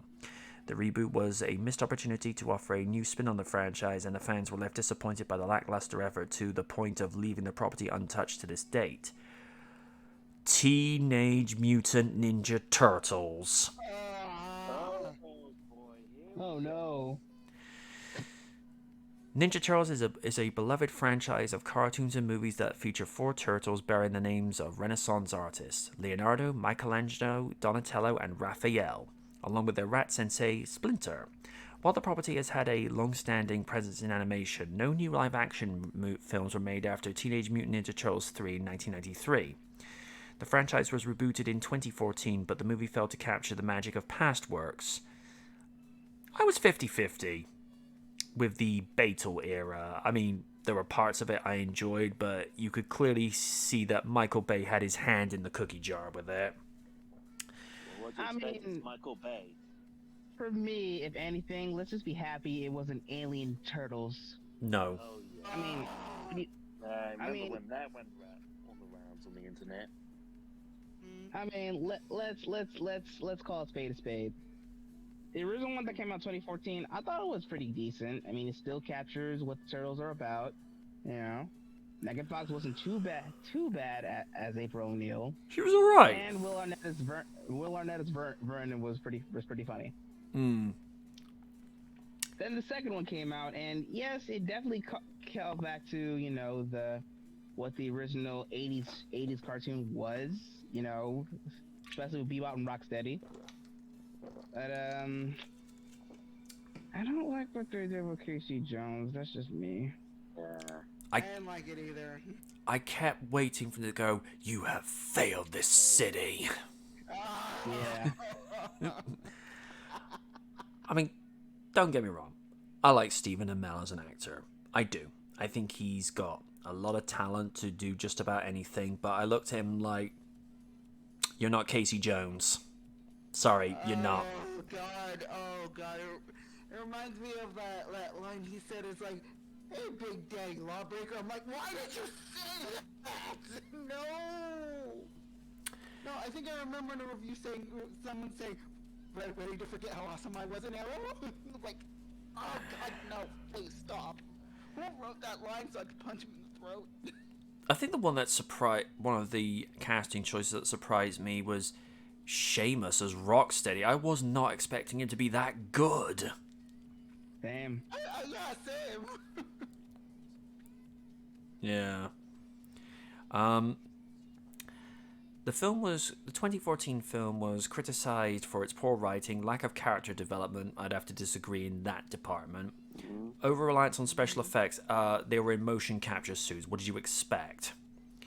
While the movie was a commercial success, grossing over $493 million at the box office, it failed to connect with fans of the original franchise. The film would go on to have a sequel which addressed many of the complaints of the first film, because notice the second movie, they shrunk them and added tons of fan service, but it was too late by then. The reboot was a missed opportunity to bring the Turtles back to their roots, and fans were left disappointed by the lackluster effort.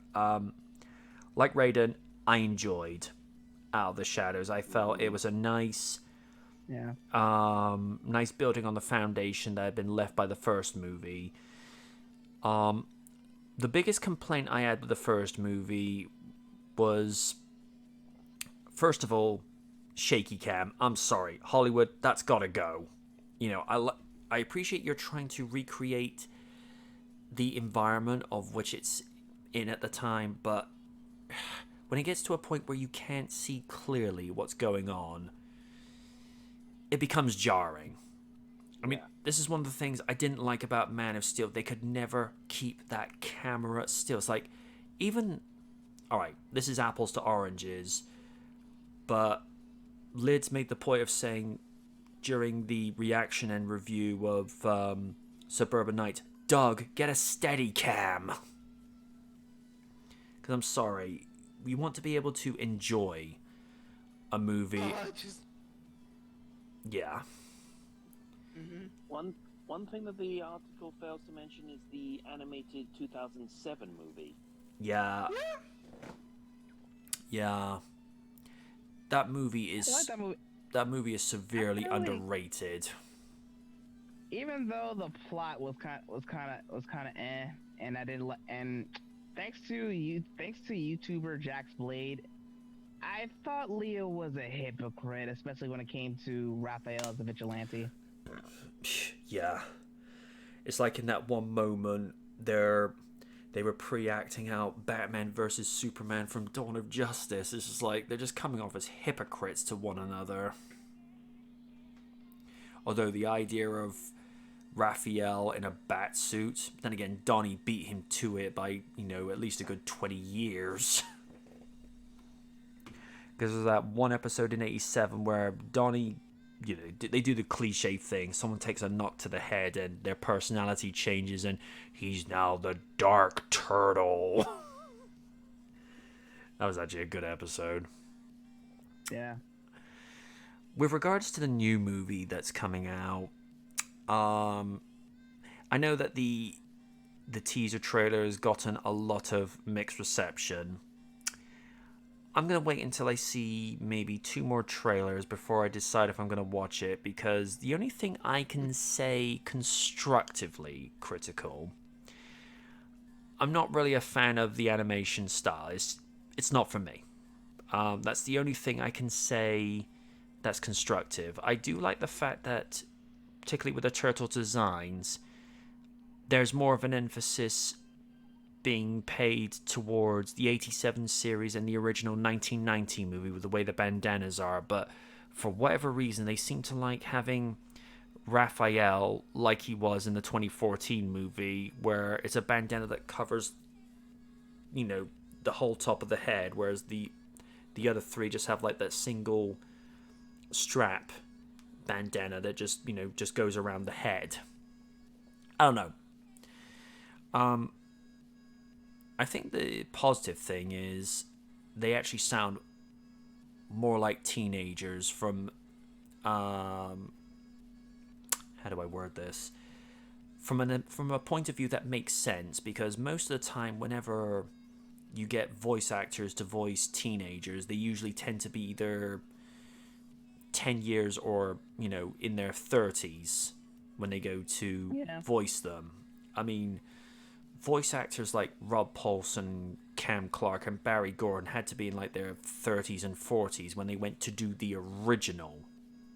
And considering Rob Paulson was probably in his mid to late 50s when he voiced Donatello in the 2012 series, it's not to say that you can't have veteran voice actors not voice younger characters. I mean, look at Yuri Lowenthal, who voiced a very young Superman in Legion of Superheroes, and he was good in that role.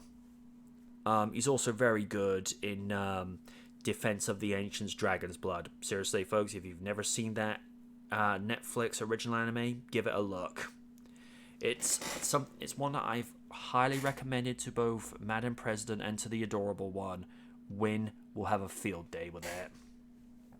I also keep recommending Call of the Night to her because I gave her a description of some of the stuff that Nazuna Nanakusa would come out with, and she said something to the effect of she has gremlin energy, and I'm like, oh girl, you have no idea. Some of the things she would come out with, Lids would probably go blush red and embarrassed. I was like, I'm sorry, she said what? Seriously, I'll say some stuff off air, Liz, because some of the stuff that Nazuna comes out with, I don't know if I can say on here. I'll leave it at that. Number 2, Conan the Barbarian. Yeah. Yeah. That was probably some of Schwarzenegger's outtakes. It's a classic fantasy... Yeah. Oh, I'm sorry. I'm just clearing my throat there. That sounded more like Stallone than Schwarzenegger. I'm gonna be the champion. Oh no! Now I'm turning into Triple H. Well, I'm going. Please don't let Mr. Rikaku hear that. I'm going to teach Oni how to do a promo, and I will give him first class, sat next to Vince Russo. He's listening like, oh hell no. Alright, Conan the Barbarian is a classic fantasy movie starring Arnold Schwarzenegger as the iconic warrior. Conan is a rare case in the world of cinema. The character has a significant presence in the comic industry and an extensive catalogue of stories waiting to be adapted, yet only one film has garnered critical praise. The second venture of Schwarzenegger as the hardened Cimmerian was met with a lukewarm response since the film felt more like a comedy than anything else. Conan was revived as a franchise in 2011, casting Jason Momoa as the leading character. Sadly, the new movie failed to live up to the character's original concept. While the film had a strong cast and impressive action scenes, it lacked the depth and complexity of most Conan storylines. The movie was criticized for having a poor script and a lack of character development. It was deemed a commercial failure, grossing over $63 million at the box office, and a cause for embarrassment for Momoa himself. This was another missed opportunity to revive a franchise with a rich story to adapt. Yeah, Hollywood, before I get to Numero Uno, maybe you should actually look at the source material and try to stick to said source material and adapt something that's authentic, but also within the boundaries of what's acceptable in the modern audience. Because when you dilute something, you dilute a character in a story, you're diluting your profits. Just saying. It'd be like... Alright. Let's say, for the sake of discussion, Raiden is the president and CEO of Slanderous Films Incorporated. And he says, okay, people, we're going to have a biopic of Snoop Dogg. I want it to be authentic, which means, yes, there will be stuff that was said in the 80s and 90s that's not really acceptable, but we have to be authentic because that's just how things were as society back in the day. And they come back, and he gets given a 100-page script, but they turn Snoop Dogg's story into a comedic parody starring Kevin Hart. And it'd be like, okay, I like Kevin Hart, but no, this is not how you tell this story. Or it'd be like,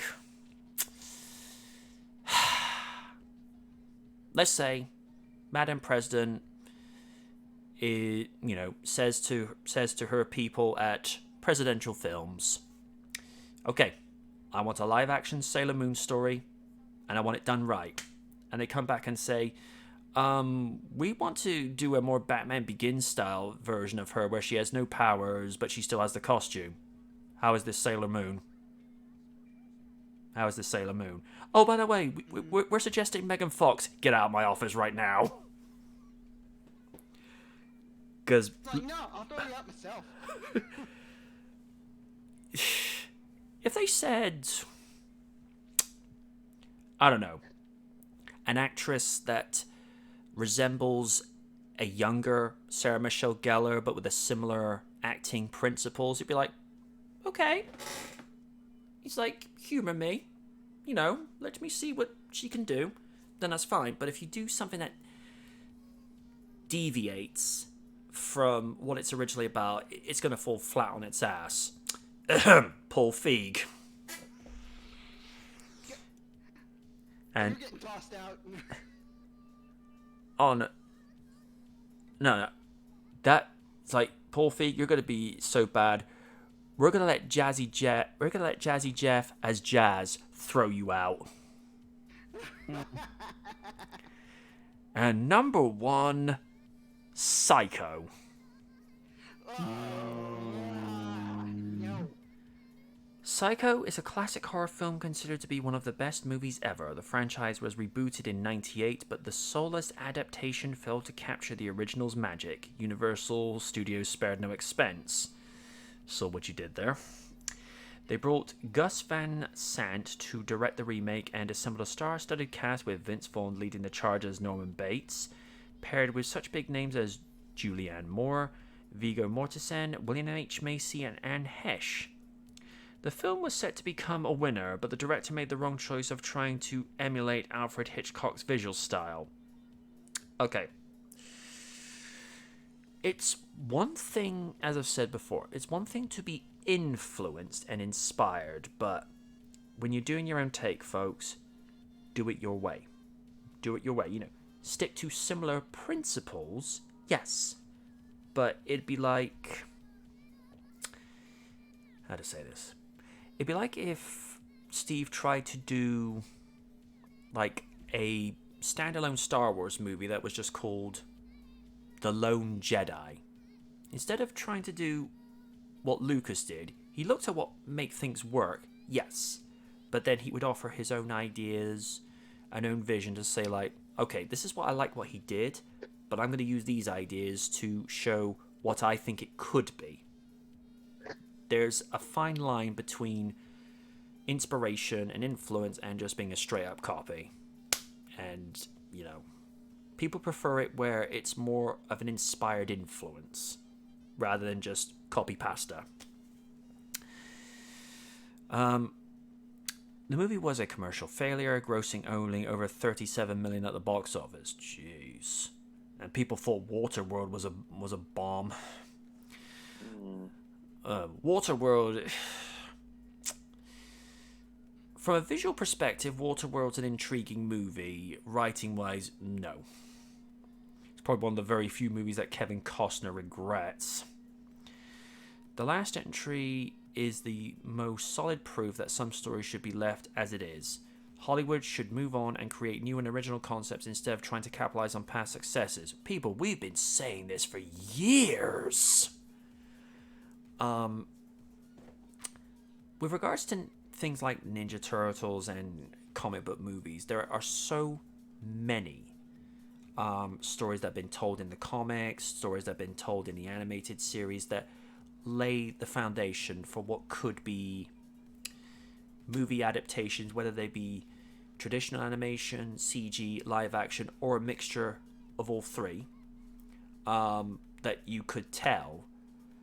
But with regards to, say, standalone movies, like I say, like your Psychos and like Conan, they're products of their time and should just be seen as inspirations to people to what they could do with a modern take. I mean, one of the things a lot of fans talked about in the build-up to the 25th anniversary of Jurassic Park was how much that movie inspired people as a writer, an editor, or just as a visual storyteller of this is how you take a story and try to tell it as authentically grounded as such.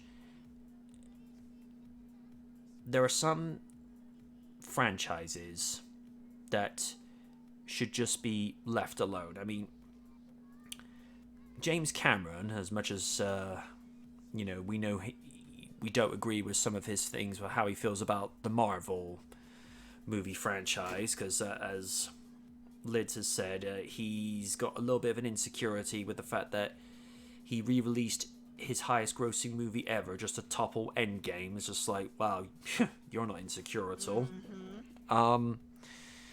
He said if he had directed Jurassic Park, it would be more like Aliens. That type of horror sort of genre. Whereas the version that we got with Spielberg, it's a horror movie, but it's a family horror movie, if that makes any sense. But there are some movies... The only time I'm in favor of a reboot, and I've said this countless times till I'm blue in the face, the only time you reboot a movie is if it's comic book, or if it's a reboot of a terrible movie, but you can actually realize the vision of what they were going for and actually do it properly. Like, let's just say, for the sake of discussion, Raiden takes the story of Superman 4, but does it right. Actually have that kind of situation of Superman versus Solar Man, which is what he should have been called. But actually do it where, 1, the writing makes sense, 2, the visual effects don't look like something that a YouTuber could do better with in 2006. Sorry, not sorry. And actually do it in a way whereby it's, the story does not have such a morally convoluted message to it. I mean, yes, at the time where it was in 1987, the world was a little bit tense about the possibility of a nuclear war, and we wanted to do away with it. But I felt like maybe if they had done something where they would take the political aspect out of it and given us something that was just Superman saving the day from somebody that was of equal power and strength to him, that might have turned out a bit better. And I suppose in a weird way we got that with him versus Zod at the end of Man of Steel. I mean, that's how Superman and Nuclear Man should have been done. But, considering the budget that they had for that movie and just how that movie turned out so bad, it's no wonder why we didn't get a Superman movie until 2006. And even then with Superman Returns, that was with Returns, there are things I like about it, but there are stuff that I would have changed, like how it was so convoluted that little Justin was his kid from years before. I'm like, what? Because that just came so out of left field. I don't know. Right, we shall try and wrap up best now. Stephen, do you agree with the list of movies that should be left well alone, and do you agree with the 5 they tried rebooting that should have just been left alone as well? Pretty much, I agree with it. The only problem is with the Star Wars, is that certain people in charge are trying to change what it means to be Star Wars completely, just as I've said before, completely trying to get rid of George Lucas's original vision for the Star Wars universe. Best not to try and change a franchise to suit your own needs. Oh, absolutely. Absolutely. In terms of Indiana Jones, it's gonna be difficult going forward because, as I said before, the actors who played the roles originally are continuously getting older. Eventually, at some point, they're gonna have to stop. Mm-hmm. Yeah, and Ford is not getting any younger. Mm-hmm. Actually, what age is Harrison Ford at? 'Cause I know he was in his 30s, 40s when he started doing Indiana. He turns 81 this year. Whoa. Yeah, he was born in 42. I will give the man this. He has aged well. He's aged really well. But I've said this once or twice before. They could have just gotten Sam Elliott back as Thunderbolt Ross, because I actually liked him in Hulk, but Do you have anything else to add, Steve? Other than that, no. Madam President, same questions. I mean, there are some that you shouldn't touch, but again, Hollywood isn't really gonna care because again, they need to make their money somehow, and as I've said before, Hollywood's got a Hollywood. But again, there are some on the list of like they tried and failed. Some makes sense why they're on this list. Some are 50-50.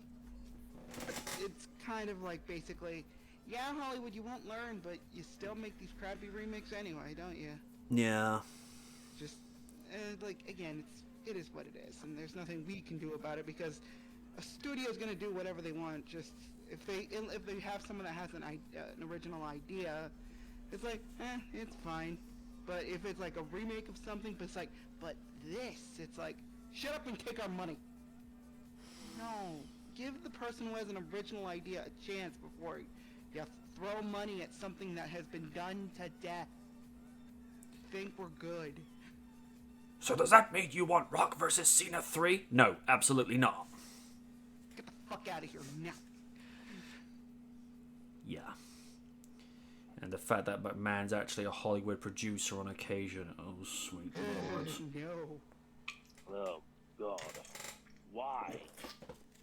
Well, on the extra features of The Scorpion King, he was actually an executive producer on set.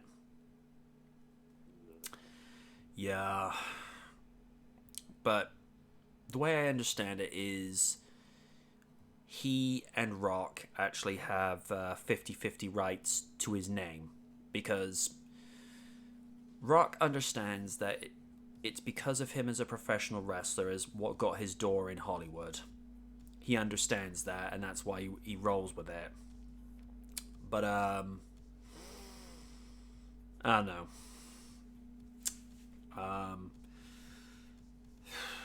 Raiden, last but never least, same questions to you. I mean, if anything, it's like what Steven said, no matter what, how many times a great beloved franchise gets bastardized, Hollywood's still gonna go at it. Like, no matter if you want it or not, they're gonna get their tax return. I mean, that's just the way it goes. You know, like, I'm happy that some franchises don't come back. Like, for example, you always mention Back to the Future, and even though I'm not a big fan of it, I respect what it's brought, and I'm happy that it'll never get like a remake or whatever. I mean, it is cool. It is cool, like when you see like what fans do, like those deepfakes you showed one time. Yeah, those are really good. That shows creativity from just regular people instead of just like, the quote unquote creative side of Hollywood. So like, no matter what, like I said, we're always gonna get these. Like, no matter what, if they're good or bad, they're still gonna do it. It's just like, It's just like, just basically take it the way you see it. Take it the way you see it. Have it the way you want it. That's what I feel when it comes to a lot of forms of media. So it is what it is, and it's just part of life. Yeah, I would. I'd agree with that. The only things I'm in favor of, if the, if Hollywood or entertainment companies in general want to do something new with Back to the Future, if it's a graphic novel, comic book adaptation where it's like in between stories, or like with the Telltale video games they put out for the 25th and 30th anniversaries respectively, not a problem, because they're not affecting the movie's canon. Yes, they're within the movie's canon, but it's not affecting what was put on screen over 35 years ago. I think IDW back in the day actually did some stories. They did. With the Back to the Future universe. Yeah, they did a couple of ones where 2015 Biff had a couple of mishaps where he ended up going back to the Cretaceous period, and he happened to reference Jurassic Park 2, and I say the second because he said that 1997 dinosaur movie by Mr. Spielberg, and I'm like, okay, because situations like that, in the context of 2015, by the time we caught up with that timeline, chronologically, that makes sense, but in 1989, when they went to the 2015, they had no idea what movies would have been out by that point. And it's like X24 Rider, now the rated 18 Rider. By the way, congrats on your over 1,000 followers on Instagram, by the way, buddy. Fully deserved. He said that the 2015 that they went to in part 2, it was a happy and idyllic future. Everyone's happy, everything's technologically advanced, and everyone's more or less getting along, except for Biff and Griff being the eternal buttheads that they are. But that's as consistent as time. If you're a Tannen, you're automatically a butthead. No exceptions. And shut up, watch. I've just looked up the name of the comic, and it was the miniseries is actually called Biff to the Future. I will say something with regards, particularly with the animated series they put out in 1990. At least they got Tom F. Wilson to reprise his role as Biff, along with Mary Steenburgen as Clara Clayton, or Clara Clayton Brown, as she became known as. And there's this one episode, I don't remember the time period they jumped to, but I think Vern had actually said to one of Biff's ancestors, like, "Don't you mean butthead?" And he goes, "Well, yes, that actually makes more sense." And I'm like, wait a minute, Tannen is actually agreeing with common sense. I'm like, okay, that's different. But it's as we said time and time again, Back to the Future is a timeless classic. It's one of those leave it alone, because it's one of those gems that this may be like another apples to oranges situation, but it'd be like if you have like the perfect painting by Leonardo da Vinci. Why would you think about going on there and making additions to it, essentially changing how people would perceive said painting? There are some things that, you can have a story that's inspired by Back to the Future, but the way it's presented, this is, all came from the initial concept came from Bob Gale about what it would be like hanging out with his father if both of them were in high school. And I think the way it is, leave it alone. Because, yeah, so many people have been touched and inspired by that story, because it goes back to such an innocent time whether it was set in the 50s or, the way that, Marty sold 1985, it's something that's just, just leave it alone. It's like whenever somebody says, oh, let's redo Nightmare on Elm Street, let's redo, Friday the 13th. Like, I think there are multiple reboots of why that's not a good idea. Here's the thing.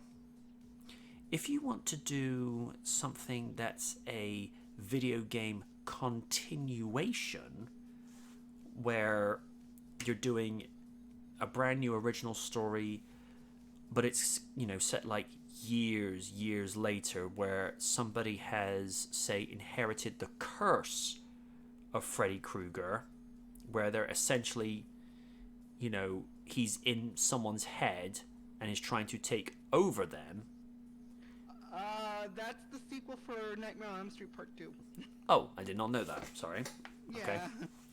But imagine like that as a video game, where you're essentially trying to get him out of your system, literally and figuratively. That would be like an interesting thing that you could explore in the context of a video game.